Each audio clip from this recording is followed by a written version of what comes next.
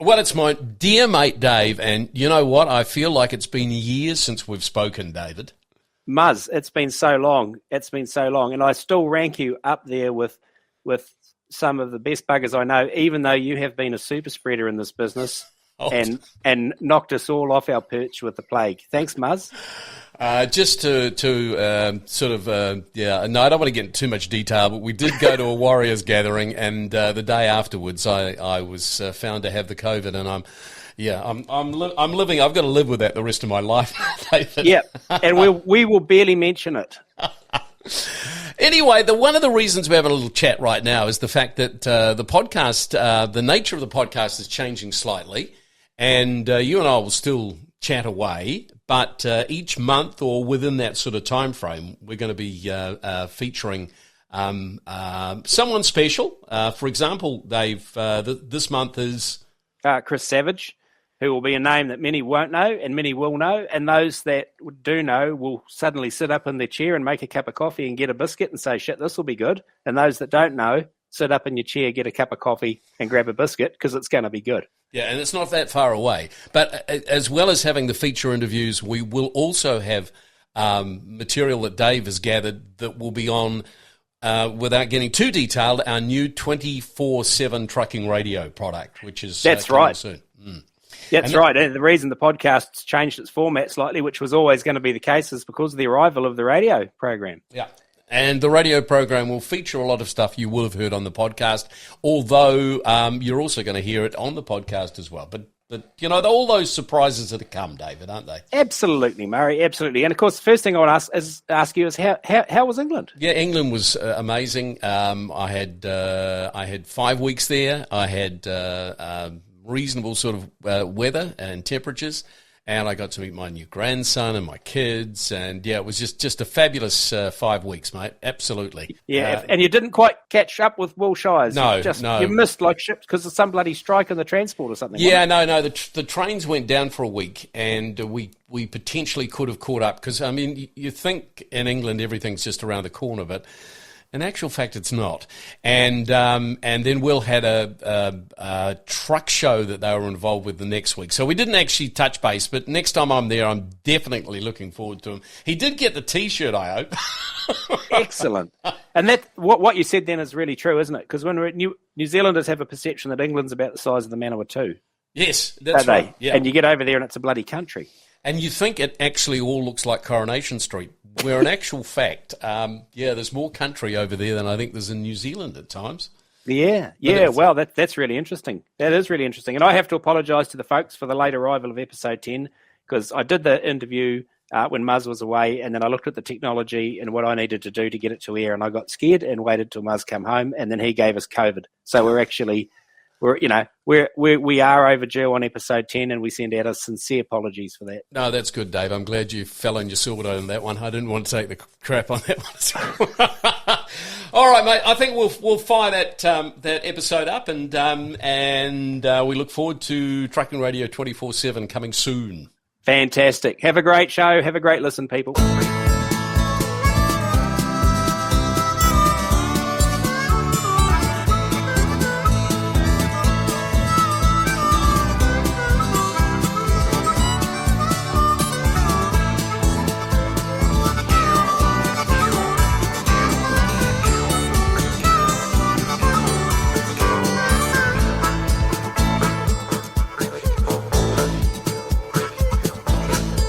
Podcast episode 10. I'm Dave McCoy, and it's feature interview time. This is the first of our new format podcasts where we've switched over a lot of the entertaining vocational content to the upcoming Trucking Radio 24/7. We're incredibly excited about that. So this is basically podcast 10 is a feature interview, and it is one that I have taken a while to broker because the interviewee is as they all are incredibly humble about his own life's escapades, and was a bit why would you want to talk to me sort of syndrome, but it is one that I have been incredibly excited to do because I've known him for a wee while now. It's a great privilege that I might allow myself to call him a friend, and he is one of the great characters of road transport and forestry and logistics and probably, I don't know, the upper North Island, Bay of Plenty, Golden Triangle area. He's one of the most well-known names, one of the most admired and respected characters. Everyone that you mention the name Chris Savage to laughs and says what an absolute character he is, and he is the enricher of lives of anyone he meets, and it's a great privilege to have Chris Savage on the other end of the microphone today for the feature interview. Welcome to Keep On Moving, Chris. Thanks, Dave. That's a bit over the top, the introduction, but we'll go with that. We'll go with that. No, I thought that was absolutely bang on. So Chris is obviously I describe Chris as one of the great, the man in the shadows type guy. He is a doer. He is an effector. He's made things happen, and in the shadows of some of the big names and big personalities around the industry, particularly in, I suppose you'd say, the forest sector and that sort of thing. Yep. And so, but we're going to learn the Chris Savage story right from the start, because I don't know where the Chris Savage story starts. So you can take over from here. Like, where's home? Where were you born? How did it all start? Well, very simple. Born in Ratahi, schooled in Christchurch in Auckland. Left school and signed up to be a cadet for Lands and Survey, which was the forerunner of the Conservation Department. Oh, yep. My parents, both being doctors, didn't reckon that was high enough up the scale, and I was... So were they doctors? Are they medical doctors? Or? Medical Yep. doctors, yeah. My mother was a GP, my father was a psychiatrist. Yep. So I was persuaded to start a commerce degree at Auckland University. Spent 3 years there, a bit of learning, a lot of beer drinking, and I built a couple of keel boats with friends and sailed one of them in the 1973 Auckland to Suva yacht race. Really? There, which was quite an experience. So did you have any prior on yachting, or did you go... Oh, yes, yeah. I'd sail... Because Ratahi's like, she's a wee way to tow the boat. Oh, that damn and tie happy. Yeah. No, my yachting was done in my years of education in Auckland there in the Hauraki Gulf. Lovely place. So when did the study actually happen, Chris? Oh, sometime around that. Yeah. Anyway, when I got back from the Fiji trip there, I went to work for the Ford Motor Company at Wiri. Oh, yeah. A flatmate of mine was an engineer on the wheel plant there, and he got me a job assembling Falcons, and I saw the very first XA Falcon come off that assembly line. Really? And then... So did you bolt something to it? Were you responsible for actually... Oh, yeah, I fitted tyres to rims and bled brakes and all sorts of things there. Fantastic. Yeah. Well, it was for a while. After a couple of weeks, it was pretty repetitive. Yeah, that's right. And I was offered a job in the Ford Parts and Accessory division where they distributed all the spare parts for the whole of New Zealand. Right. And the most terrible job I ever had, it was in an office of 70 people, with desks side by side. You didn't start anything, you didn't finish anything, you did your bit and handed it on. Soul destroying. So I stayed there long enough until I got a Ford Granada V6 for the jet boat I was building there, and got that at dealer price. A Ford Granada V6? Yeah. We had an MP in Thames Coromandel. We burned around a Ford Granada, I always remember. It was quite a unique car. Yeah. And...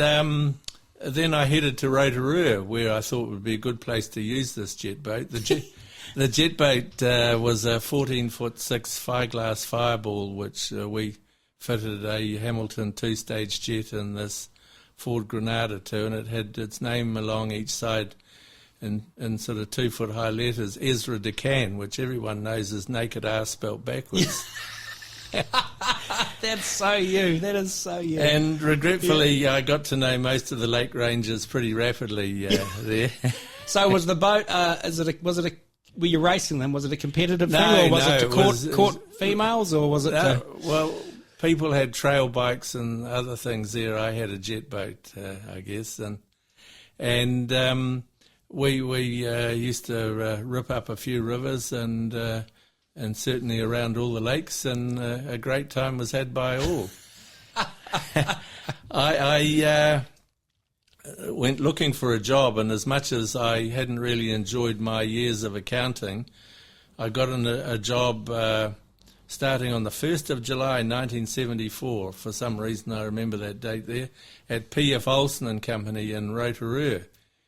Peter Olsen had started a forest management and consultancy business a couple of years before, and the business is now 50 years on, and they have an active management business in New Zealand of a whole variety of forests in both islands. Yes. I was down the side of Lake Pukaki a few months ago and see that even the forestry in there was managed by them. And also they do a lot of overseas consultancy, some World Bank work and various other things. And I was initially the accountant there, and it paid the bills, but I could see that what they were doing was far more interesting to me. There was a lot of activity going on land acquisition, on leasehold land of Maori land and up the Bay of Plenty and round the East Cape, and negotiating 99-year forestry leases and then clearing the land of the various species on it there, mainly waste weeds and bits and pieces, and planting pine trees under the government forest encouragement grant scheme of the era.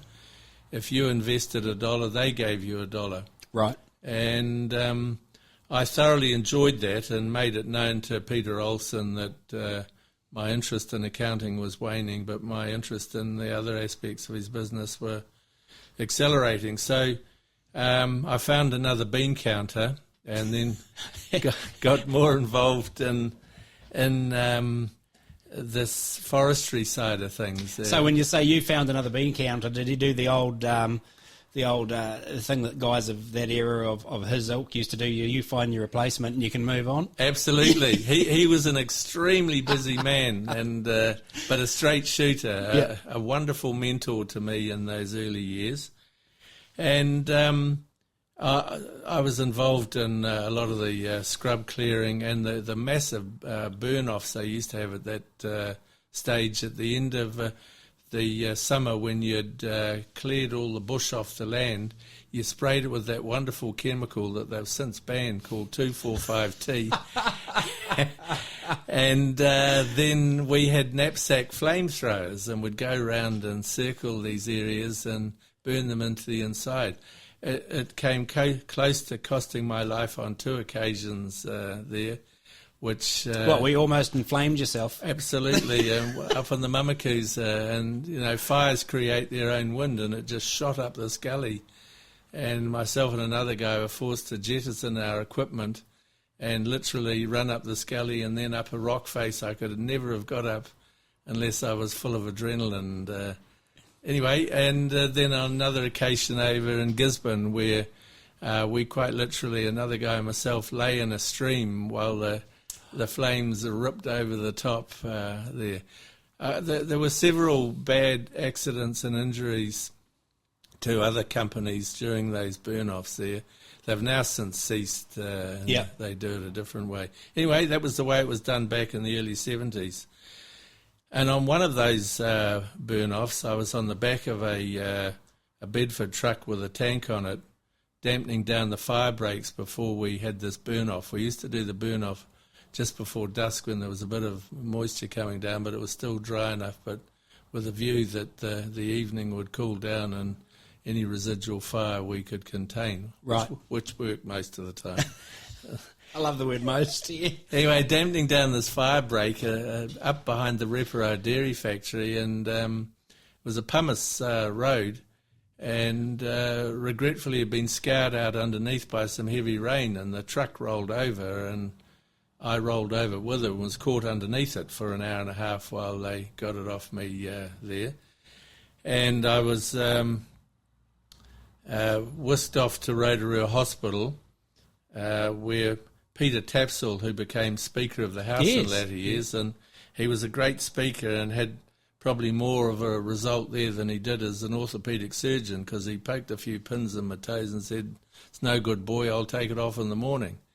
An above-knee amputation was what he had in mind. And fortunately, at midnight there, a young orthopaedic registrar came along and said, "Oh, they can do a few things here, and would I be on for it?" And I said, "Well, can't be worse than what I've been offered." And I was whisked through to Waikato Hospital, where they stripped veins and arteries out of my other not-so-crushed leg and got the other leg going, and then put me in traction for 3.5 months, which was a character-forming experience in its own. I bet it was. Peter Olsen was very good. When I got back on my feet, so to speak, I was 17 months on crutches. He said to me, "As soon as you're able, I've got a job for you." And I remember saying, "I don't want your bloody sympathy. I'm no good to you now that I've got one leg that's of doubtful use." And he said, "Pull your head in, boy. I've got a job for you. See you Monday." And I became his personal assistant, which was an extremely interesting role. He was involved in so many things, both in New Zealand and overseas, in consulting on forestry. And as I've already said, he was a great mentor to me, and I learnt a lot from him and the people that came through our offices there. Yeah. And I can certainly relate to that, because I had the same opportunity in my career where I was offered basically a position of a wingman project sort of a guy for the an entrepreneurial sort of a bloke, and what you say, the people that pass through your office and what you learn is absolutely After 6 years of that, I went out on my own and was just doing some basic log harvesting consulting and other aspects, which was a really busy time. Kaingaroa was thriving in those days. There was Tasman Pulp and Paper and their logging arm of Kaingaroa Logging Company, logging and transport, and then there was all the Forest Service contractors. And the Forest Service contractors, a few of them came to me and said, "Look, would you give us a hand there? We're being picked off by the people that do the costings for the Forest Service there. And basically when we say we can't afford to do it for that rate, they say, well, if you won't, we'll find someone else." And which, they'd made the big investment in both staff and training and certainly in equipment. Mm. And they were getting a raw deal. So we formed an association, the Kaingaroa Logging Contractors Association. We were immediately told by the Forest Service when we informed them that it wasn't legitimate. And I said, well, that's interesting. It's been accepted on principle by the Registrar of the Incorporated Societies there. And we went to Wellington and saw the Director General of Forest and the Minister, and we effected some really solid changes there. So that was a bit of a highlight of the year. Kaingaroa Logging Company, I did some consulting work in a couple of directions for them there. In my later time with P.F. Olsen and Company, and then on my own behalf, I ran a log cartage consortium of about 50 trucks called Fleetwood Logging, and it was made up of 3 directors. Stan Williamson, who had a fleet of Leyland Crusaders, he had 50 of them alone there. Peter Shellcrass, who had a very, very tidy fleet of Kenworths. Yes. And John Gifford, who had a number of Scanias, and Scanias certainly weren't the pick of the crop in those days. They've come a long way. And they were business competitors but realised they had to get together to obtain this Forest Service contract, which we held for 11 years until we were outbid on price by a newcomer to the industry called Williams and Wiltshire. Right. Yeah. Log trucks to me were something that an accountant from Auckland knew very little about. Yeah. And I got tossed into it pretty heavily. Peter Olsen, who'd been running it, said to me one afternoon, "I've got to go up to Fiji in a hurry with John Spencer of Caxton Paper Mills. You'll need to run these trucks." So he gave me some phone numbers and a compartment map of Kaingaroa and said, get on with it. Yep. And I rang the Forest Service at the numbers and got some log stocks, and then rang the dispatches of the various, the three shareholder members of Williamson, Lambert and Gifford. And in those days, short logs were not an item you saw very much of at all. And John Gifford ran a shorts truck, and he says, are there any shorts in that? And I said, I don't know. Does that matter? Well, he got a little emotional initially, and then said, look, come round to my workshop tomorrow after work and I'll show you the difference between a longs truck and the shorts truck. Oh, I love it. Got a little emotional. You fill the words in yourself. Yes, yeah. So what era are we talking here, Chris? Like roughly? This is 75, 76. Right. Yep. When I went consulting, Peter said, look, I'm past running this. You continue to run it. And the directors went along with me with that. So in those days, there was no road between Murupara and Kawerau. Right. The $1 million highway was opened up some years later, and it had been mooted but not built. And Kawerau, the pulp and paper mill, was totally dependent on the rail line between Murupara and Kawerau, and it was protected by an Act of Parliament that you could not cart logs against that rail line there. And the train, although it was a good service, on occasions had problems, and Kaingaroa Logging Company, KLC, used to ring me at any hour of the night and say, the train's gone down, can you put some trucks on? We'd have to run the trucks all the way out of, there were two ways of going there, the Class 2 down through Galatea and over the dam and up, or through Rotorua and round the lakes into Kawerau that way. Yeah. And I'd have to try and find someone in the transport department each time to tell them that we were being forced to do this because the rail line was down. And most occasions they were cooperative. On one occasion it was a weekend, and can't believe it, I couldn't find a public servant to speak to on the telephone. Really? Yeah. On the weekend? You wouldn't... And there was a traffic officer in Kawerau who thought, well, this was his lucky day, and he stopped each and every truck coming through and gave them a ticket for carting against the rail, and which my truckies weren't that thrilled with there. But anyway, on Monday morning I got hold of the right person when he finally came to work, and all the tickets were instantly revoked there.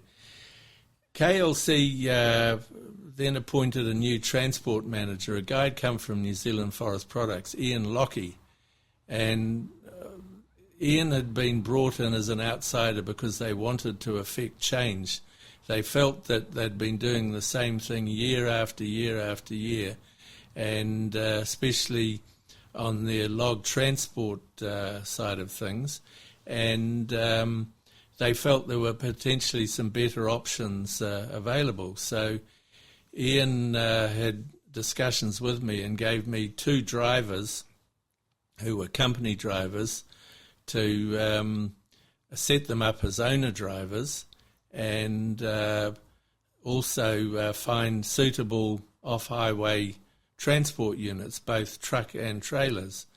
As everyone would be aware, Kaingaroa Logging Company was the home of the Pacifics and had been for many, many years. And I've got great admiration for the Pacific trucks there and KLC. They were the Pacifics came to New Zealand as knockdown kits and were assembled in the workshops there. And then their top driver, Tom Wright, would get to drive the new unit when it was going there to debug it. And they built all their own trailers in the workshops in Murupara. They pulled mainly doubles, but sometimes trebles. And they were built out of mild steel, and they were all huck bolted together. So when I was given this project, I sought the advice of a couple of people there, initially I put a bit of a proposal out to a number of the truck manufacturers to come up with a truck that could do 200 tonnes gross vehicle load, and see what came out of the woodwork. Kenworth at that stage could only do 150 tonnes, believe it or not. Mercedes could do something, and Leyland, believe it or not, were interested. You may remember. Crikey.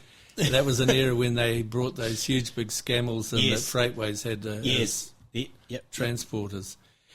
Anyway, the person of most interest to me was Ron Carpenter of Motor Truck. He came up and spent a day and a half with me driving up and around the forest and getting angles of all the roadways we'd potentially use.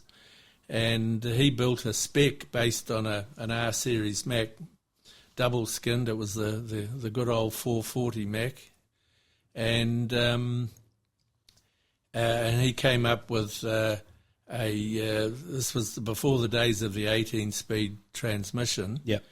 It had a Mac 9-speed box with a Spicer air shift behind it there, with some of the cogs blocked out on it there. And I remember we had to submit this specification to Tasman Forestry. I'll just divert a little. Then on the trailer side of things, I'd always thought that carting off highway, if you have a look overseas in some of those British Columbian places, the log bolsters are out to about 14 feet. Yes. KLC's ones were the same highway width as you see on our public highways.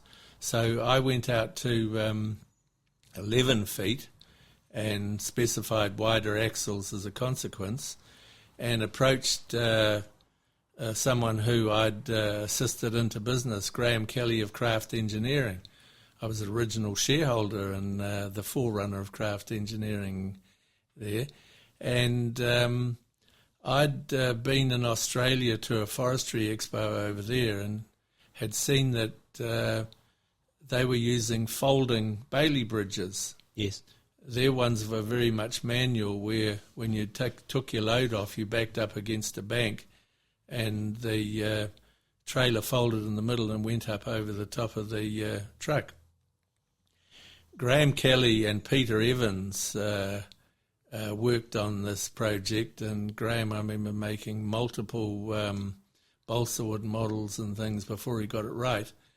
And then he went about building those two trailers for Tom Heppy and Vern Higgins to go behind these 440 Macs, along with another multi-bunk wide-track trailer to go behind it.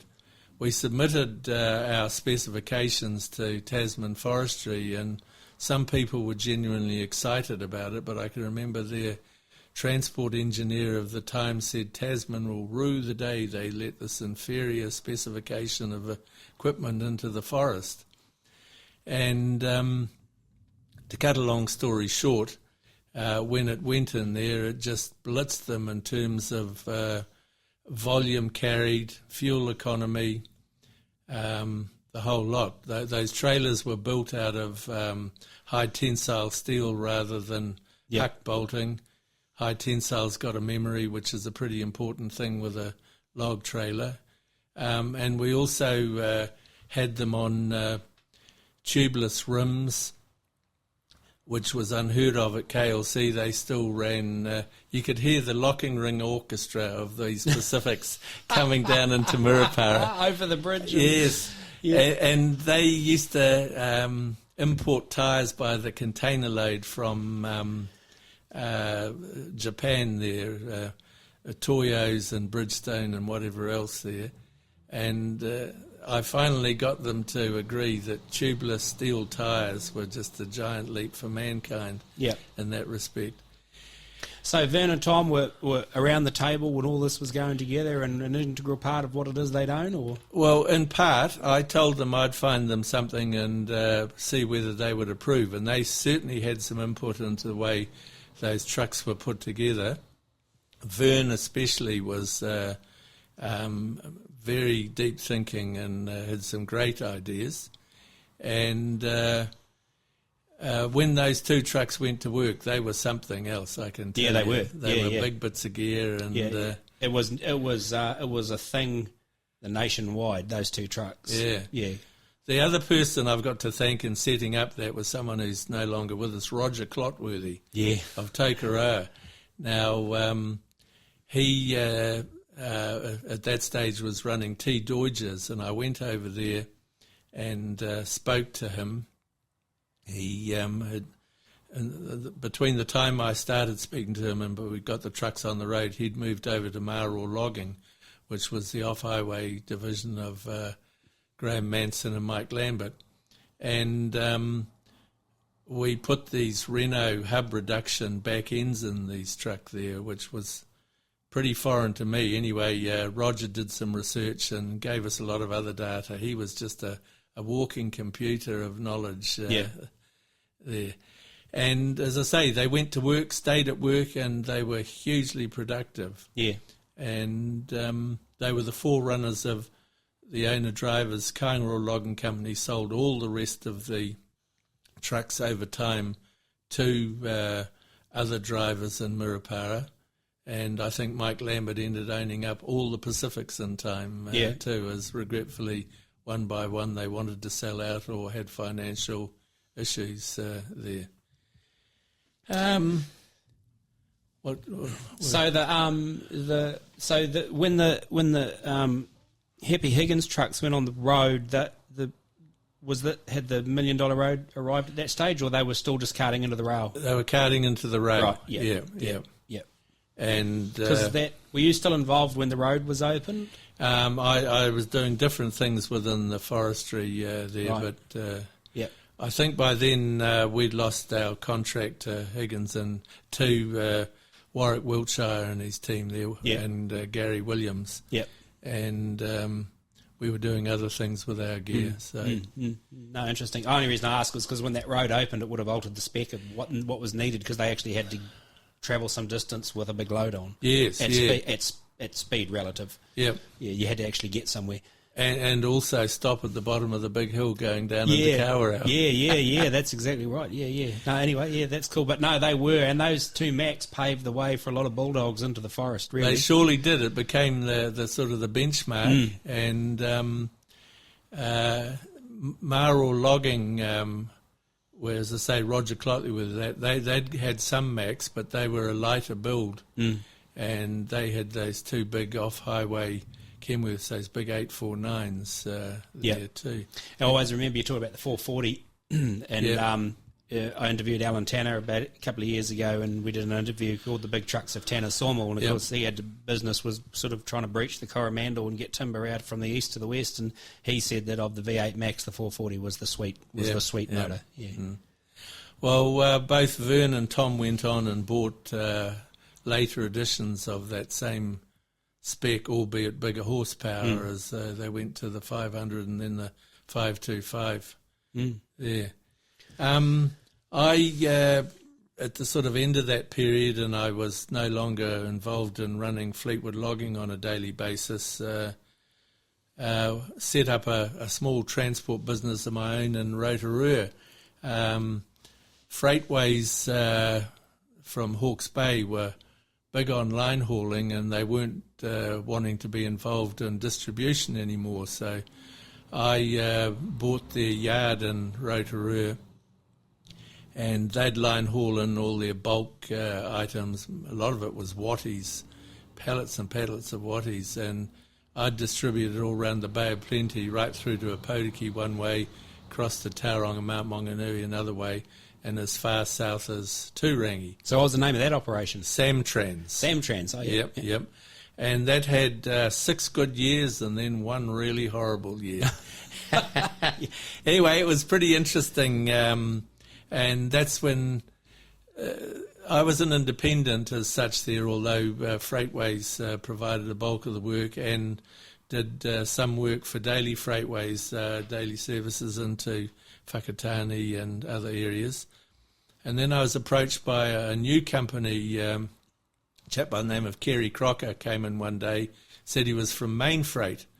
And asked where we went and what we did, and would we consider putting on a truck painted in their colours and act as his agent or their agent for the next 12 to 18 months before they set up a full branch in the area. And I said, well, that sounds pretty interesting. I'll give that a shot. And I was then asked to submit a rate schedule for the areas that we serviced, and it was faxed off, and faxes were brand new in those days. They were the thing. I had a telex before that, if you remember those. Yeah. And I got a phone call, and this gentleman at the other end of the phone said, is this King Midas? Everyone knows that King Midas is the man that everything he touched turned to gold. And I said, oh, you got a wrong number here. And he persisted. And it was Bruce Plested of Main Freight, indicating that my rate structure was far too high for his comfort level. But to cut a long story short, we enjoyed an excellent relationship with Main Freight in those early years, and I've certainly enjoyed watching how it's progressed to what it is now. Yeah, that's right. Well, their results were just released this morning for the last year. Yeah, another stellar. Yes. Yeah, and I met one of the other shareholders, Howard Smith, who came down to sort out in very colourful fashion a matter of concern we had with the New Zealand Railways, who were carting their overnight freight. Oh, yeah, so the Main Freight line haul came down on rail. Yep. Oh, yep. Yeah. And then we used to get trucks through from Hamilton. Yep. And those were in the days when truck wheels were all painted rather than these alloy rims.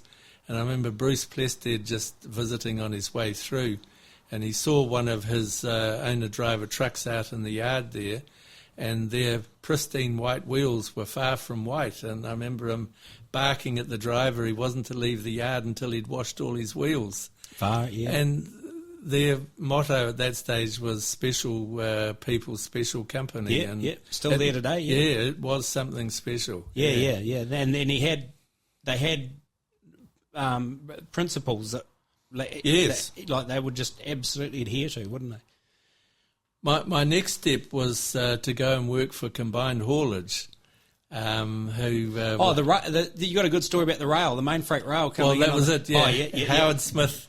The rail used to shunt these 2 Main Freight wagons every morning and onto a branch line where I'd open them up and then divan them and deliver the stuff around the town there.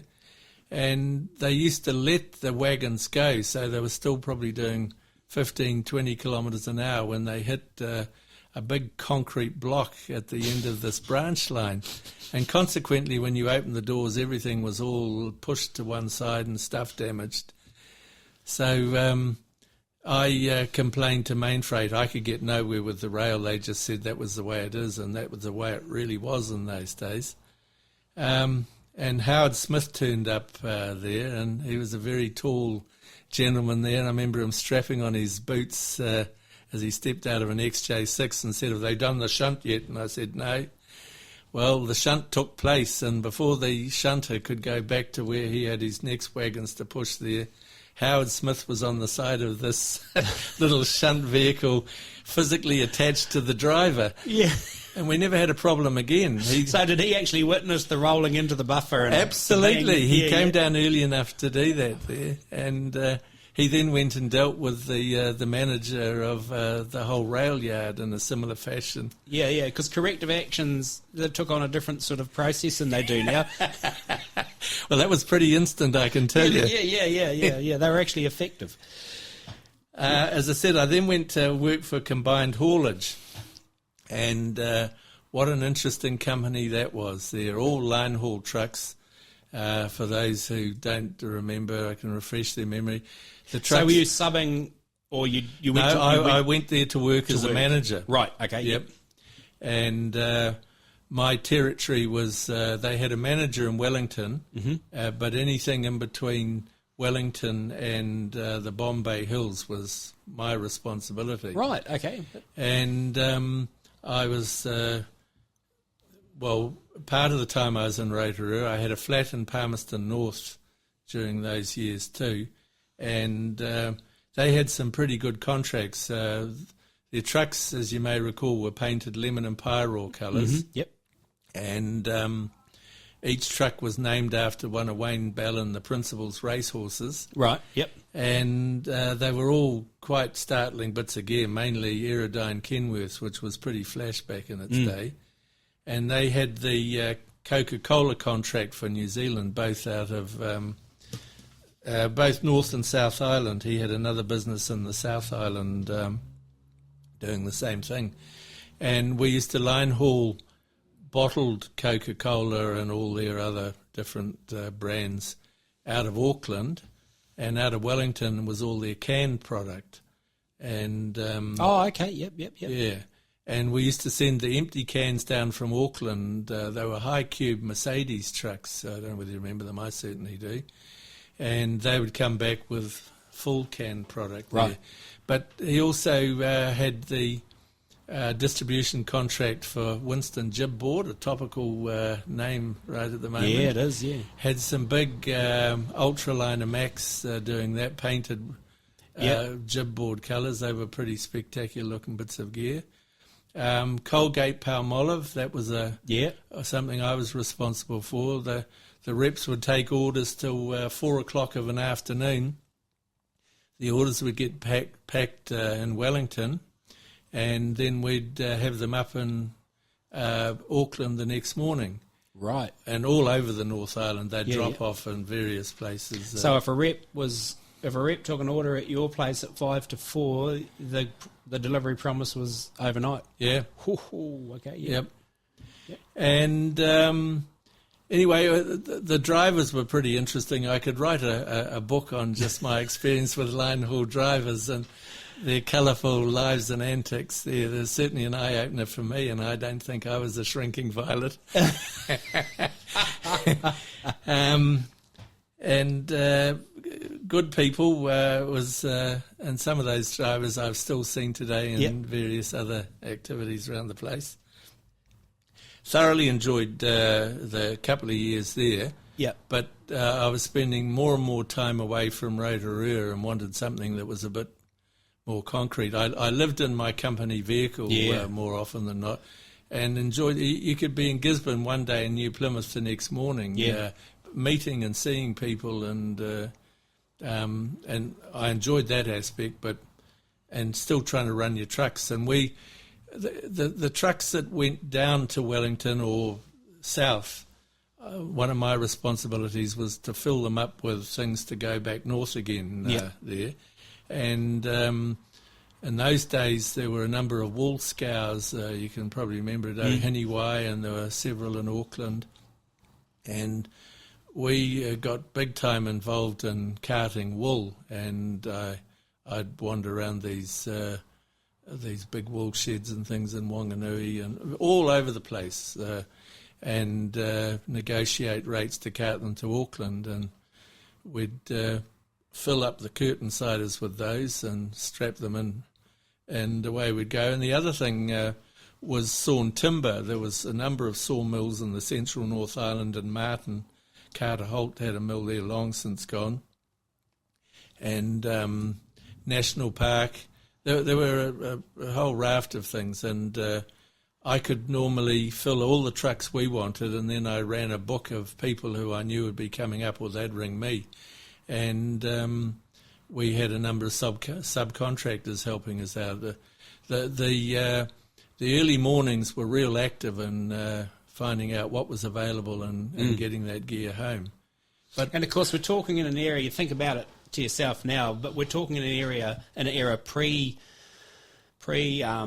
Wi-Fi, wireless broadband, pre-cell phone, like you said, faxes with a hot number, and fleet link radio in your car probably was there, or? Oh no, I had the first of the cell phones, one of those big handbag models. It wasn't a brick, it was a handbag. Oh, yeah. It was, but did I think I was cool? Yeah. And did it work? Yes, yeah. Oh, cool. And you could plug it into your car, into an aerial, which improved its performance too. Yeah. So we must be talking, we're up to the early 80s, or mid-80s by now? Yeah, no, it'd be later than that there. Yeah. This was late 80s. Yeah. Yeah, late 1980s. Yeah. Early cell phones, big briefcase cell phones, yeah. And then I was approached by Dave Milanofi of Provincial Freight Lines, and we'd crossed paths a couple of times there, just informally or whatever else. I want you to come and work for me. And I said, what do you want me to do, Dave? And he said, with these freight things. I said, look, I'm sick of bloody freight. And a lot of it was small freight in those days, and all the issues that went with that. Where's my bloody parcel? And, and you've lost it or damaged it. And I said, no, not interested in freight. And Dave was quite large in freight, both bulk and some small freight at that stage. And he rang me back a month later and said, I've got something for you now there. We've got a few chip liners running out of Kopu there, but there's other opportunities there, and you'd be just the man to help us. And that sounded more like me. I said, can I live in Rotorua? He said, yes, we're just opening a freight depot up there, which was incidentally a building I'd built on the old Freightways site that Dave ended up leasing. Not from me. Anyway, I went to work for Dave, and Dave had a relationship, as you're aware, with Peter Coote. Yep. And said, what am I getting for a company vehicle, Dave? And he said, I've got something coming for you. And the reason it was coming, it was a Camry that had fallen off a car transporter. Remember, they were involved with the big time with car transport. Anyway, I got to my work, and I was also able at that stage there, the people who I'd serviced with all this sawn timber cartage kept ringing me and saying, look, the guy who's taken over your role isn't the slightest bit interested in us there. Could you do it? And I said, well, look, I've got a feeling of, loyalty to my former employer and that there. And finally they said, well, if you ain't going to do it there, you're getting first lick of the ice cream, we'll find someone else. So at that stage I got hold of Dave Milanofi and said, what about it? And he said, we may not have the gear to do that. And I said, don't worry about that, I can get the timber carted. And I went back to my old book of all these subcontractors, and I was filling 10 or 15 trucks a day at some stage with sawn timber out of the central North Island back into the Auckland area. And then some of the people that we were involved with, I got Dave serviced himself out of Waipa Sawmill, and we got some good action there. I said, you've got access to bags of mussels there. So every Monday morning, 2 bags of mussels used to come down, and we certainly got some preferential treatment. And go to the front of the queue, and Dave's trucks there, and the Tokoroa and Pataru sawmills were both going then, and we got timber cartage out of there. And there was more woodchip cartage came along too, as I recall. And I just thoroughly enjoyed that.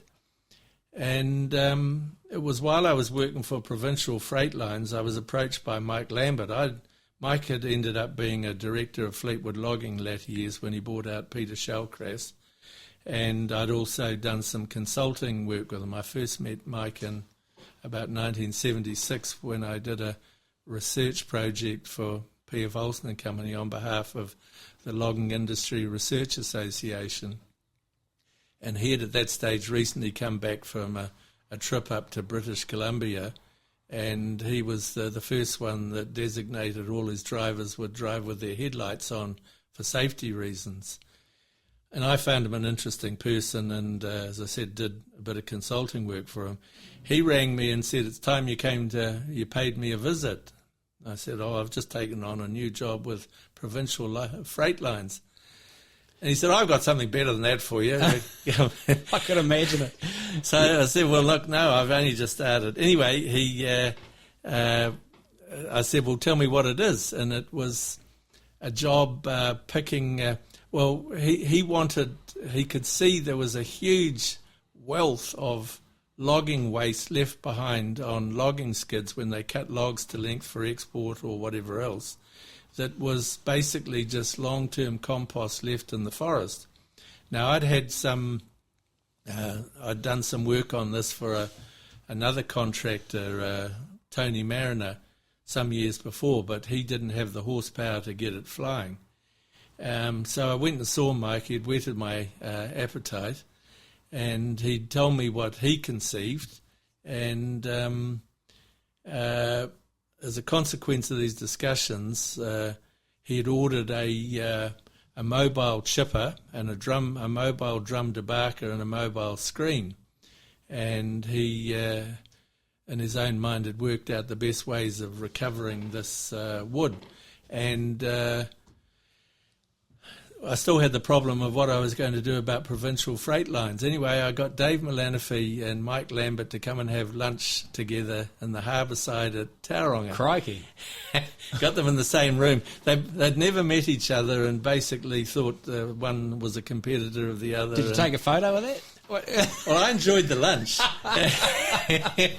And at the end of the lunch, they found they had similar operating issues, and they found there was some areas where they were running empty one way, where the other one was running loaded to run empty after he'd done the various loads. And there was some economies of scale there and whatever to be had. So I basically took on two roles. I had no marital commitments at that stage of the proceedings there, or I'd fallen out of one and didn't have another, shall we say. Yep. And so I ended up with two vehicles and two cell phones. And each morning I'd get Dave's timber trucks up and running and any of these subcontractors there. And then I'd go about setting up this chipping operation. Mike was very much hands-on in that. And we built a number of tipping bin trucks with cranes on them. Mm-hmm. And we negotiated to sell the wood, the export wood chip, to Mitsubishi. And I remember the wood chip manager for the Pacific area of Mitsubishi, a Japanese gent by the name of Todd Sato, came out, and I took him for a trip through the forest and showed him these piles of waste wood, the offcuts, that the logging contractors were now piling up on our behalf. We paid them to do that. And but he stopped me and said, please don't call it waste wood. I can't sell export chips if they know it's been made from waste wood. It won't go down. So Mike and I coined the name of bin wood because it was going into bins, and that seemed the logical thing to call it. Far out. Yeah. And this bin wood initially, we were paying the contractors and the Forest Corporation a total of $10 a tonne to collect it for us, so then our trucks could come in and put it into our bins with these Johnson Red cranes on the back of these bin trucks. We also had left, we made bins out of 20-foot containers and had a hooker truck going around and hoisting these containers on with the bin wood which the contractors had put in there. That wasn't quite as successful. They used it as a rubbish tin, which was a bit of a problem there. Anyway, the chipper took off, and after about a year of servicing Dave Milanofi's needs as well as Mike Lambert's, I was offered the operations role for the Lambert Group. So I approached Dave and said, look, what I've done now, your people can... I've set up the pathways, your people can do it from here. So what year would that have been? About 1994, I think. Right, yep. And so I reluctantly handed back one of my cell phones and one of my vehicles and worked full-time for Mike. Now, the chipper was an outstanding success, and we were filling a 40,000-tonne chip boat about every 8 or 9 weeks in the main from this bin wood, and then we're offered other pulpwood, which wasn't suitable for sawmills in the local area there, and I spent my time resourcing material for that plant. Great item, and Mike ran it for a number of years. Yeah. So, what sort of tonnage could it put through a day? Well, obviously, if you're filling a 40, I suppose. It had a V12 Caterpillar on it. Yep. And we tweaked it a bit, and we reckoned in standard form it was 900 horsepower, and we believe we'd probably got another 100 horsepower. And it used to produce 1,000 tonne of wood chip on the single shift we ran it. Used 1,000 litres of fuel and was 1,000 horsepower with how we saw it. And, So how big a chunk of wood could you plonk in it? Maximum it could take a 30-inch diameter log. A 30-inch diameter? Yeah. It was a Moorbark Model 30, and the 30 standing for that. Right, so don't put your finger in it to free it. Oh, no, just it's good straight material, just mowed through it there. And the big drum debarker, it was all mobile. We could cart it around. Initially, we set it up in Hull Road in Mount Maunganui, and we set it up there to debug it, and knew we had engineering shops and things around there. But then it went and worked in Kaingaroa down by the Webb Road log yard for several years. Yep. And worked at Kawarau. Yeah, and we bought a Moorbark tub grinder as well. What a fantastic machine that was. That likewise has a similar sized Caterpillar engine on it, and you could chuck anything into that thing there, and it would turn it into hog fuel. And the roar of that Caterpillar was pleasant to behold. And what interesting, because in the intervening, I don't know, I suppose in the intervening 30-odd years, it's sort of residue of, has sort of had its ups and downs. Probably, I say, probably more downs, but my goodness, we're on the eve of every scrap of wood you can find's worth gold. Well, there's no longer any wood chip exported out of Mount Maunganui. Those halcyon days are long gone. Yeah, I remember when that ended. Yeah. But while it was working, for the first 2 years of this company, Mike Lambert, we formed called Fibre Recovery That's Limited. Right, yeah. We paid off everything we owned, had no debt, and when it all came to a halt, and it always came to a halt suddenly, and they suddenly said there's no more ships coming, there's a glut worldwide, or whatever the reason, we had a yard full of pulpwood. Well, we got in there. The Indians were just joining the pulp market, and some of the stuff wasn't that flash, but they had some length requirements, and we ended up for 2 weeks cutting everything we had in stockpile manually to length there, and cleared the yard that way there. Otherwise, we were going to have some long-term compost. Some long-term compost. Yes. Because he got to the stage, like the Mount chip heap was, it was almost, you were waiting for snow to fall on it at times so the skiers could all yes. And there was some big tractors up there pushing it around. Well, that was Mike's trivial pursuit. When I became involved there, Mike had just very recently bought the two bulldozers. There was a Terex 8240 and a Terex 8250 with big chip baskets on their blades, which belonged to a company by the name of Wood Export. Wood Export operated the ship loading facility, and they'd owned these two tractors, but Mike had convinced them they weren't the best owners and operators of tractors, and he could do a better job, which he proved rapidly he could. And Mike wasn't the Terex man there, and one of them instantly broke a crankshaft, so they were shunted off the pile. He brought in a brand new Caterpillar D8N. D11 was it on there? No, that's later on. Started with the D18. Oh, D8. Did you say? D18. Oh, sorry. Yes, Yeah. And that D18 worked there, must be for 10 years, and then was transferred to Napier, still with the original track gear on, because you don't get the abrasion and all the rest you do in proper earth moving. Then he brought on a D9G, I think it was, there. That was a great machine there. Then he was lucky enough to buy out of a coal mine on the west coast a D10. And the D10 was shipped to Christchurch and was fully refurbished by Goffs.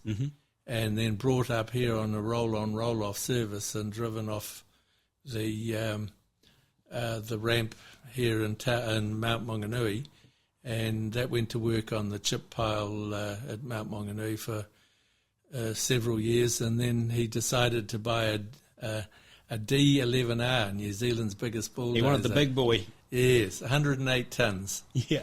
And that duly arrived and was blessed, and we had Goff's directors all running around the thing there wanting photo shoots, and it went to work, and it worked there happily for a couple of years, and then the export wood chip market came to a halt out of Mount Maunganui. Mm.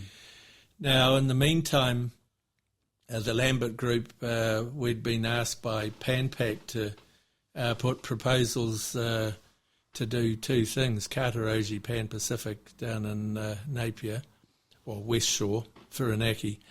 One was to put a proposal in to run their log yard. Right. And receive the logs, put them into inventory, and then feed. They had a chip mill and a sawmill. And secondly, to run the new export wood chip facility on the Napier Wharf. And nothing had been built, but they were interested in the proposals. We were successful in both of them. And the export wood chip down there, I remember Mike Lambert and myself and Murray Smith, who ran Wood Export, looking at the plans that PanPac had got from this Australian outfit who built a number of conveying systems for ships, mainly doing grain and whatever. And they'd been contracted by PanPac to do it, and we said there's some inherent faults in your design there, but they wouldn't hear a thing. So it was built the way that it had been laid out, and that first ship was just a nightmare, absolute nightmare, because the wood chip has totally different characteristics than grain and coal, which these people, these Australians, were experts in there. Anyway, a lot of money was spent by PanPac altering it, and finally became a good item. The D10 ended up there along with the D9 and that D18.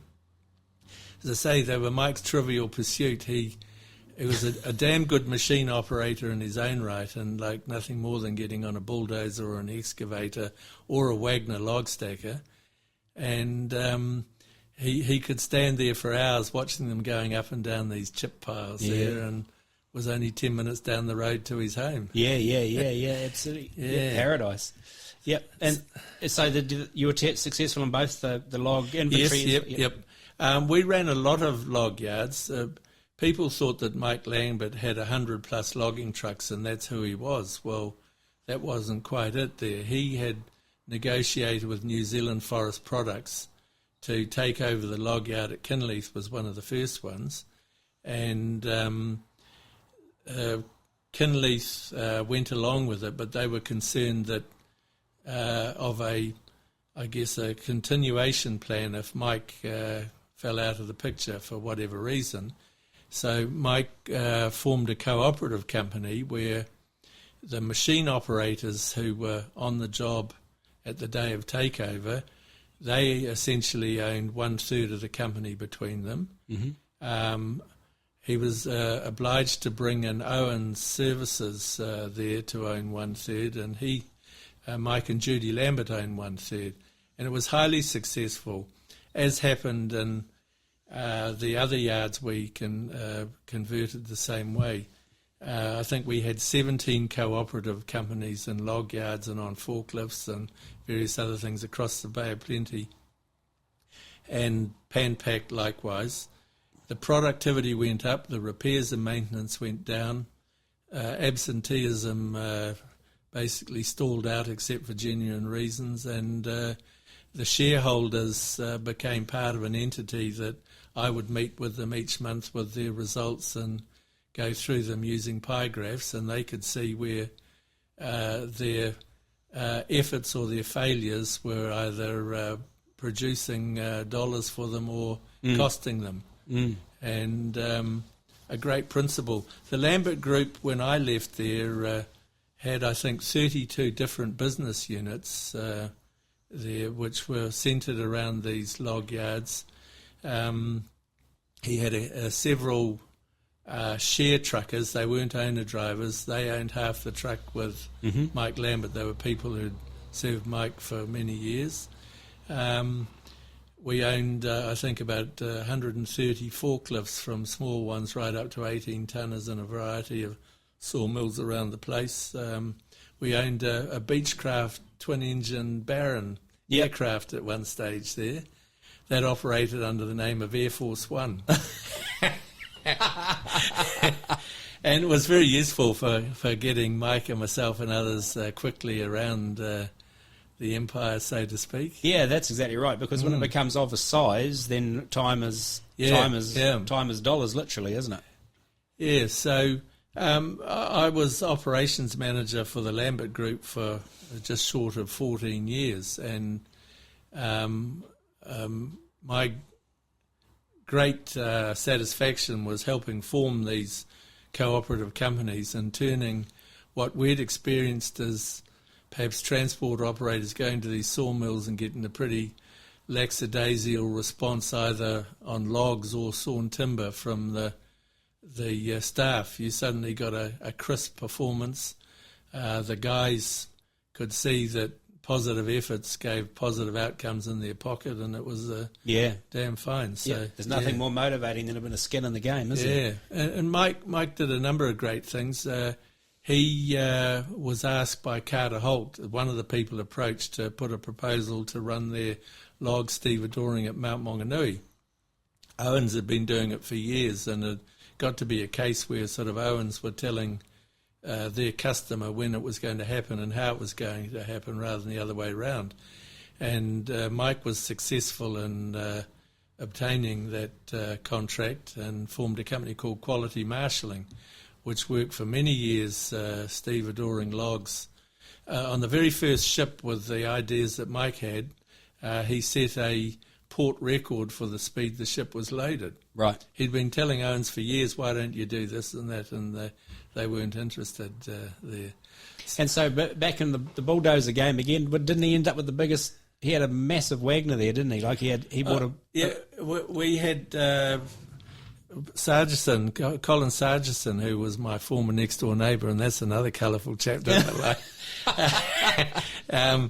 He ended up with the biggest ones, was the Wagner 130s. He's on to, I think he's got his third one coming now, which he uses to unload stem logs at the Webb Road but on the processing plant. Back in the Tauranga port days, there was that massive... there was a 120. The 120 of 120, QMs, Yep.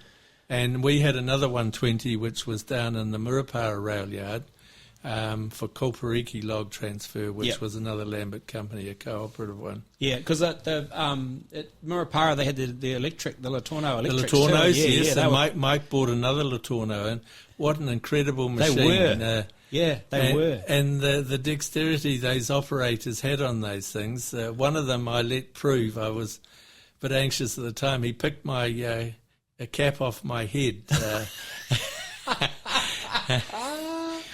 I guess faith in his skills. I'd watched him for some time there. No, they were incredible machines. He picked a cap off your head with a Latorno log stacker. That's very William Tell, isn't it? Yeah, it is indeed. No, there were two guys there who loved and lived on those things, Peter Duff and Dennis Nelson. Yeah. Oh, interesting. Yeah. Sorry, that was a bit of a... The Murupara log yard was an interesting place, and we ended up at one stage there with 19 pieces of plant there. They turned it into a log-making yard, and the stems would come in there and be unloaded, and a contractor by the name of Kajavala would then cut them to the various lengths, and we leased them all the loaders and the like, which wasn't a good decision because the guys treated them as rally cars, and we backed out of that pretty promptly. I think we sold them all the loaders in the end. The other aspect down in Murupara was I got involved. Marl Logging had transferred from New Zealand Forest Products at Kinleys and had come across to Fletcher's, based in Mirrapara, with their off-highway fleet. And Mike was very good in those days at letting people have the drivers and the operators of the machinery that they're operating have input into how the grapple should be shaped and curved. And on the off-highway trucks there, what have we learnt from, past vehicles? He was a great innovator there. I was there at the era that he built those Pears trucks. He had those L700 Kenworths. Yes. That ran up on their own trailer and were carted back to the bush. I was going to touch on those. Oh, yeah.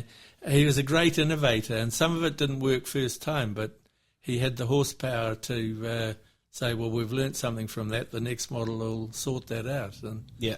And it's quite interesting because those guys are always. It's the old if you they have that mindset, and you're talking about the Dave Milanofi example of that. The same. If they get knocked down, that's basically stand up and what did I learn from that? Absolutely. Because people are looking and go, oh, that never worked, but rah rah rah. But they have the attitude as, oh, okay, righto. So what do we need to change to make it work? Because Dave Milanofi was his great thing was vehicle utility. He was always anti-specialist trucks. He's got to be able to do everything. That's where the log decks and all that sort of thing.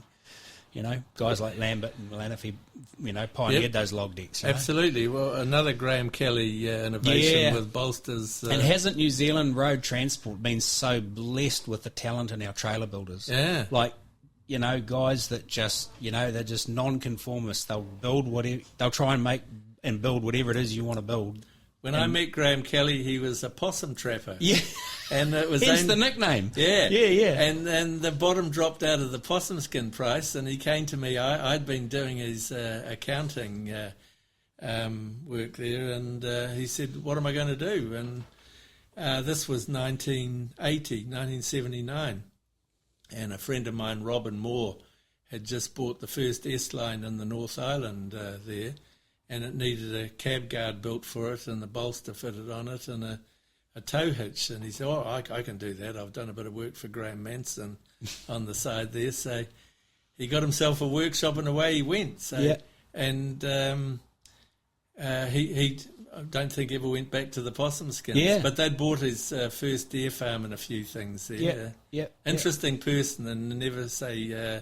die attitude. Oh, absolutely. But like I say, through history, we're blessed with so many great trailer builders that have got that attitude, And I suppose that's a young pioneering country, isn't it? I can remember Ian Patchell when he was the only guy in his workshop at the bottom of View Road, and you went in there and drew what you wanted with chalk on the floor of his workshop. Yep. And he's been incredibly innovative and very successful over the years. Yeah, pushed boundaries and... Yeah. Anyway, so we're back at let's go back to the mountain quality marshalling and marshalling. And quality marshalling now is a freight stevedoring company there, both in Timaru on the port there, and no longer handles logs there. It was sold to the port of Tauranga by the person who bought Mike Lambert's business there. The off-highway trucks, I had quite a bit to do with both the running of them. My job was an interesting one. I got to play with all the new toys, but whenever a fire started, I was the one who was thrust into the flames. Yes. And but it's all about people, and I learnt a lot. I used to call it the lunchroom brains trust. We'd have a problem on a site there, and I'd get all the guys there and say, well, there's got to be a solution. And sometimes there wasn't a solution on the day of asking, but someone would get you to one side next time there.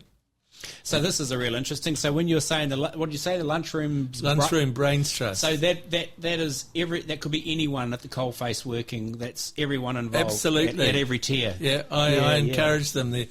Some companies, the management have no connection with the guys at the workface. I used to hop on an excavator or a wheel loader or a truck. And put it this way, I probably wouldn't make money with the skill level I have, but they knew I understood what the process was and all the rest. And they used to laugh as I dropped logs and whatever else, or was way behind them, but they enjoyed the fact that I'd give it a go. Yeah. But certainly we solved a lot of operational problems in that respect with people who... we had one guy on one site who couldn't read or write, but he could take you into the bowels of a pivot of a log lader and show you where it was cracking there, where even the mechanic greasing it hadn't seen it there. Yeah, and probably knew why it was cracking. Yeah, or it had a miss in an engine. You know, he was one of those exceptional people there. He'd regretfully never learnt to read or write. I almost got him to go to an adult reading class there, but his pride in the end wouldn't let him take it up. And some of the innovative equipment that Mike would come up with, it was great. I'd come back with, say, you know, we've got an issue here, or here's an opportunity, and he had a desk pad on his desk, along with a few Max Ales bottles. Yeah. And he would draw things. We used to call them these, and we might draw an item which we thought would be useful to manufacture, or a process on how to do something better than we were doing it. Those desk pad notes were called Minhinnicks, after the well-known cartoonist of my era, not so much yours. No, but I know exactly, yeah. And knowing Mike, he's probably still got them all folded up somewhere. Yes. Yeah. And they were wonderful years. I'd meet with him each night at 5:30, 6 o'clock for the next hour and a half or two there, and download what was going on around the group there. And he was very much in touch with all the people and all the activities he was involved in. Yeah. But wasn't that another trait of that era of captain of business? Yeah. You've probably worked out I'm quite rude and outspoken. I've never picked that up. I have never. And when Mike would travel with me, he'd say, "Oh gosh, I'm not particularly comfortable with that." I said, "Well, did you hear what it was offered back to me, Mike?" Yeah.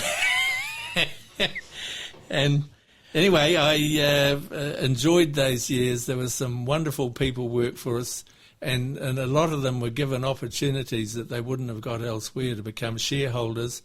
And I think my greatest effort was the guy who became the supervisor in the Mirapara log yard had been number 2 in the union there and was against anything the company proposed. And against KLC, there was no union issues in our day there.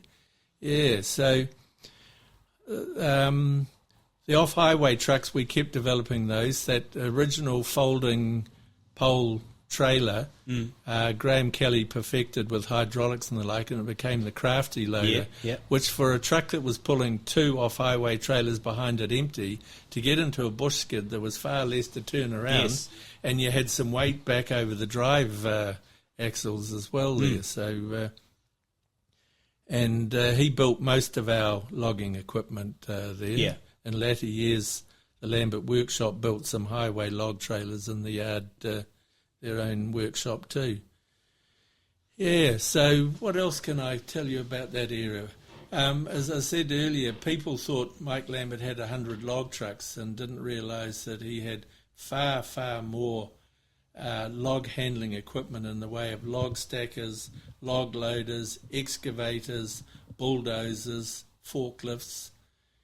We even owned a tractor that worked in the Tasman nursery at Titeka, the Tasman tree nursery at Titeka. Oh, yeah. The Tasman Fletcher's had a policy they didn't want to own any equipment there, and so we bought them a tractor and hired it to them, which is what they wanted. It seemed like a trivial pursuit again. But it worked, Yeah. Where else? You could almost say at that stage nursery to ship. Yeah. One of the first ships we loaded, it may have been the first one, we had a little D31 Komatsu. It was Mike's own one from round his own property. And we made a special lifting frame for it. And when you load because we would provide the staff and along with others that would export have to load these wood chip vessels with a high-speed conveyor and a slinger. Yep. And when that gets going, you can do almost 1,000 tonnes an hour. And you fill up a big, deep hold up there. And to trim it off, you normally end up with a big pile there. Yep. And we conceived the idea of putting this little D31 up there. And Mike would get on it and push out into all the various corners. Yep, so this is in the hold of the ship. On the top of the hold, that's right at deck level. Yep. Yeah, not. We had tractors down in the hold initially pushing out, and that was not a good thing. We had D4s, 2 D4s. But trimming the hatch was great. Oh, yep. And I remember this Japanese gentleman representing Mitsubishi said the man that collects the wood, that makes the wood chips, that loads the ship, he's now trimming the hatch of the final chapter. Gift wrapping it for them. Yes. Yeah. So what sort of era did the Lambert thing wind up for you? I started there in, I think it was 94. Mm-hmm. And I finished almost 14 years later. So 2008 sort of. Yeah, Mike had this offer from Toll to buy the business, which came unstuck with Carter Holt not liking Toll there.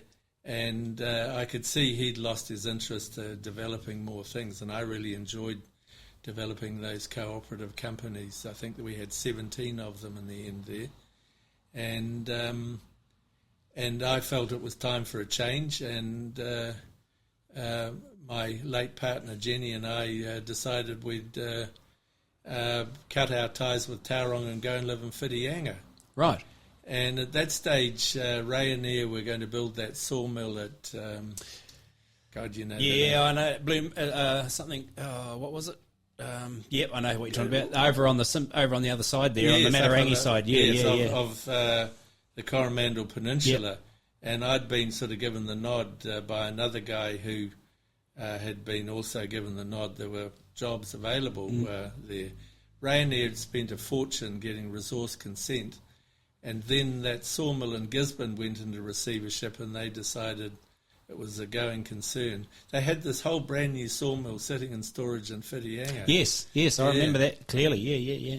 And anyway, Ray and Air decided to invest in the sawmill in Gisborne that was in receivership, and so I, for a while, enjoyed the fresh air of Whitianga there. And then thought I'd better do something with my life again. Anyway, it didn't take long. I've never created a CV in my life and haven't to this date there. The phone rang, and a friend of mine who'd been the chief financial officer for Lambert's, he was an accountant in private practice, Russell Lellman, rang and said they needed some help with a company in the Mount. Would I come and have a chat? And I went up there, and it was Robert Monk Transport had just come out of receivership there through some not so good circumstances. They'd ended up in receivership, and they'd just come out, and they had a general manager who was running the ship there, and regretfully he'd fallen ill, and in fact later on he died. And would I fill the gap there while they got their footwork sorted again? So I said, yeah, I'll give you 3 months there. I've got nothing going on, but that'll fill in 3 months. And I went to Robert Monk's and left there 4.5 years later. As you do. Yes, yeah. And if anyone's ever tried to manage a company coming out of receivership, you have nil credit with anyone in town. A bank won't give you an overdraft. People are reluctant to supply your services. It was a hugely challenging period. And anyway, Robert and his brother Steve, they just put their noses to the grind wheel, and we got the team motivated behind it there. And I'm not taking any credit for that. They now have a very successful business again doing good things. We certainly made a number of strategic changes in those early months and got rid of the small freight aspect of the business, which in my view was costing them money rather than earning them money. And he had a large fleet of ERFs there, which, what a wonderful old bus they were. And we finally got back into a fleet replacement program, and on it's gone. So, And again, it's interesting. I started as fresh out of school as a office junior at Thames Freight Lines when it was in receivership, and I'm pretty sure that I was the first non-driving employed person in the. Because when you're in that state, an extra office person's a luxury. Yes. And but they'd got to the stage where, that was they would generate. They were on the go again, and it was just got to the stage where they couldn't go on any longer in the back room before someone went mad, sort of thing. And I always remember my first day, and my then boss, my very first boss, just one of the loveliest blokes on. Ever a chap called Dave Lee, you might have met. I remember Dave. And he taught me how to rate a docket and I rated a docket. Then he brought two, and I rated two with the old Eastlight file rate schedules, and he said, right. He said, you got the hang of it? I said, yep. He said, okay, come with me. And I walked into his office, and there was a pile of dockets. It must have been 2 foot high in the length of the wall. And he said, work your way through those and ask me if you've got any questions. But it had got to that stage before, because you're like every penny's a prisoner when you're in that state. But just touching what you said before about the RMT example, is that when everyone decides, right, we're going to save this thing and make it work, the camaraderie is just unbelievable. Like, what a fantastic place to start work, because you're just the team, the camaraderie to make this thing go again, Well, before we could make the team at Robert Monk go, I, for a couple of weeks, just walked round and looked and asked questions and said not much. And then we met with all the staff and told them what we were doing, and it was going to be hard yakka, and if anyone didn't want to be there, that's fine. Now's a good time to go, so we know where we stand. And then I expounded my FIFO operating system there, and I was immediately asked what FIFO stood for. Well, in accounting terms, it means first in, first out in terms of stock rotation. Yeah. In trucking terms, it means fit in or fuck off. Yeah. yeah, exactly. And there were some redundancies, and there were some people there that they had their comfort level worked out for themselves, but it was not offering anything positive to the business. But no, they were a good team of guys, and over the years that I've been around, you get to employ some really interesting people, and some who surprise you that they haven't reached the standards that you thought they might, and others which have come in looking rough and ready and have ended up being absolute jewels. Yeah. Yep. Life's always full of surprises. Yeah, I still get rung regularly by former drivers. I had one the other day. Would I stand referee for him? He was looking for a change of job there.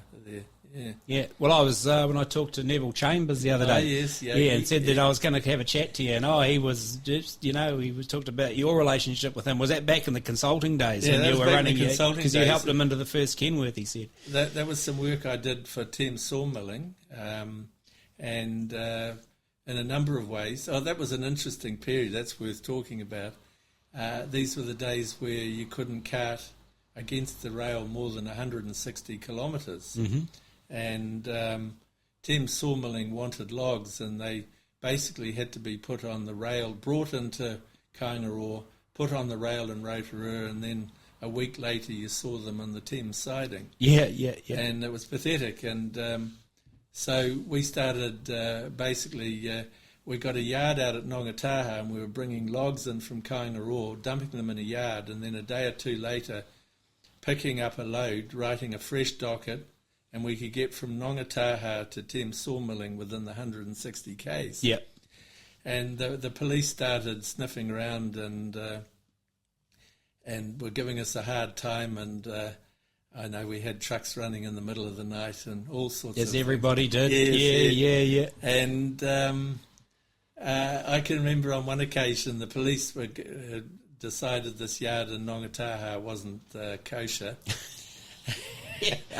And we came up with a plan there with the help of Tom Ingram, a barrister, and a transport barrister in Hamilton. He was everybody's friend in those days. We loaded 3 trucks out of Kaingaroa, and we knew we could get to the rail siding in Te Araha, which was still open in those days. Oh, yeah. Yes, and we presented ourselves as the goods shed and said, we've got 3 loads of logs for Thames, please.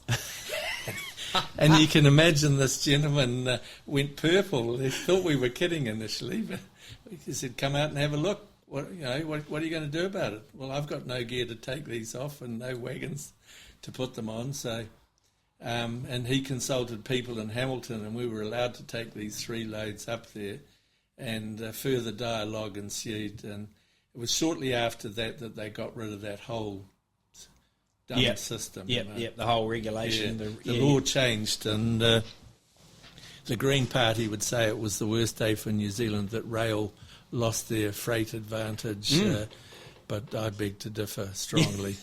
Yes, I think you're in good company. Yep. So RMT for 4 years? Yeah, 4 and a bit years, and then I had a bit more time out, and then went to work for Bruce and Sandy Porter, BRNSL Porter in Mount Maunganui on the tankers. He said he needed someone to help him out through the molasses season with dispatching and whatever, and I went in there, and I'd known Bruce for some time socially, not in any business aspect, and I'd not had anything to do with tankers up to that stage there, but there was a good core of people there, and I got through a molasses season, and he said, well, you can't go now, boy. And so I stayed on. He was doing a lot of milk cartage for Fonterra between various plants at that stage. That at one level was a good money earner, but at the other level it was a nightmare. We used to employ up to 60 casual staff for the milk season. We'd hire an additional gear from TR Group, and some of the staff you employed definitely weren't the sharpest knives in the drawer. And I can't say I got any pleasure out of that aspect of Bruce's business. It was forever on edge. You were forever trying to meet a target that just kept moving. Just fighting fires. Yeah. Anyway, Bruce had a manager in Timaru who I think by mutual agreement wanted to move on. So I was sent down there initially to get the place running and see if I could find someone to fill the role. And I said I'd go. It was a bit of change of scenery and a bit of fresh air. I have lived and worked in the South Island previously and knew my way around. And Timaru was an interesting place initially to get into there. You know, workshops didn't open on Saturday mornings and various other aspects. It was different than the North Island in the way they service trucks and whatever else. It's changed since then. And the team I had down there was also needed the old FIFO philosophy explanation there. The non-accounting version? Yes. And we lost some drivers through that process, which was beneficial. Yeah. And we got some other better ones who came in, and we taught them on tankers and turned it into a good little operation down there. That was carting a lot of tallow from those meat processing plants as far south as Invercargill there, and carting it up to the port of Timaru where it was held for export, and carting a lot of vegetable oils into various dairy factories there. There was a canola processing plant at Rolleston there. We used to cart a lot out of there into various dairy factories, and then also special imports of palm oil and stuff we used to run on a 24-hour, 7-day system down to Edendale in Southland. And it was pretty interesting. Plus, we had molasses berths, tanks at both Bluff and Timaru. So I was all over the South Island, and that was interesting in its own right. And South Island people are pretty genuine roosters. They sure are. Yeah. I thoroughly enjoyed my time there, and there was a downturn in the dairy aspect of it, and Bruce decided he was going to shorten up his operation in Timaru, and I needed to come back to Tauranga anyhow. I had some health issues that needed a bit of surgery, and so I came back up there. That was, I think, nearly 6 years I had on and off there. Incidentally, I put a new manager into Timaru and trained him all up, but he turned out not to be a winner. So I went back down again, and I said to Bruce, bugger this, I'll stay here. I enjoy the life. And I had friends and family all over the South Island, so it suited me fine. Yeah. And their roads are a lot less congested than ours. And you still notice it. You still notice it when you're down there, The one thing that I've had a lot of time over the last 6 months in the South Island travelling, the one thing you notice is my drivers would come back at least once a week with a near-death experience with a tourist in a camper van in those really busy days there. Yeah, so it was very quiet when I was down there over the January, February, March period, there, notably. When I came back and got my health all sorted out there, I approached an old friend of mine, Craig Gordon of Total Transport Engineers. Craig I used to pay his wages 40 years ago. Well, he ended up paying mine 40 years later, so to speak. I helped out there just ordering all the materials and things, and doing the human resource work, and putting some input into what things were being built where I felt that from my user perspective I could offer a positive comment. And amazing the number of people who came through the door who I'd met in previous aspects of my life. And, and I was there for 5 years. Is that right? It was 5 years you were there? Yeah. And I retired, which worked well for both parties there, when my late partner got crook, and I was able to spend more time with her. And but now I'm a free agent. And you're a free agent. I've anything that I still value, I've got a lock-up in Tauranga. I've bought myself a much smarter caravan, and I'm a gypsy on the roads of New Zealand. Yeah, with hot cups of tea at so many places, and people that are happy when you walk up the... Absolutely. Yeah. And I've had a good dollop of the South Island. I came back up here to do a bit of seasonal work in the kiwi fruit season. I was running the in-feed for a kiwi fruit plant out at Tapuna until I got COVID. But I also need a couple of new hips, and we're just working on that right now. So it's a pity. Roger Clockworthy is not around to help design them. He probably designed better hips than they. And you got a 3D printer? We could start now. Yeah, absolutely. Oh, heavens above! Well, that's look. I knew an hour and a half with Chris Savage would be just absolutely fantastic, and you've lived up to everything that I knew you would be, and everything in your reluctance has been well disproven.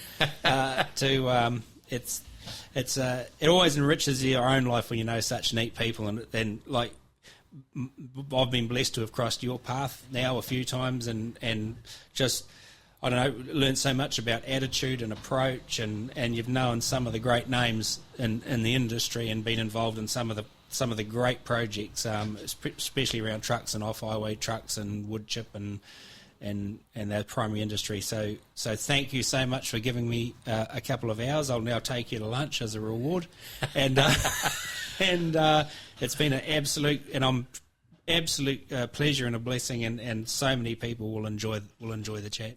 I've only got one thing to add there. There's one hint of sadness. It would be great if your good friend and mine, Guy Spur, was still here to continue the discussions.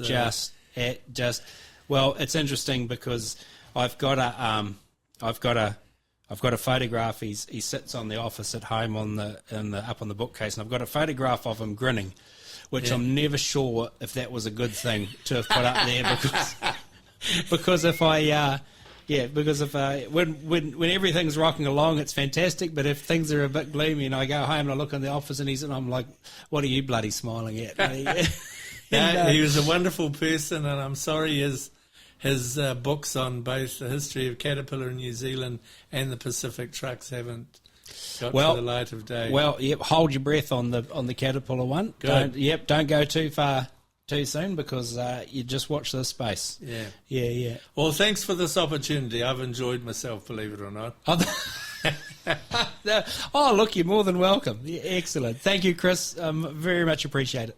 Thank you. This podcast is brought to you by the team at New Zealand Trucking Magazine. Remember to get your hands on the latest issue from your favourite retailer, or subscribe now at nztrucking.co.nz.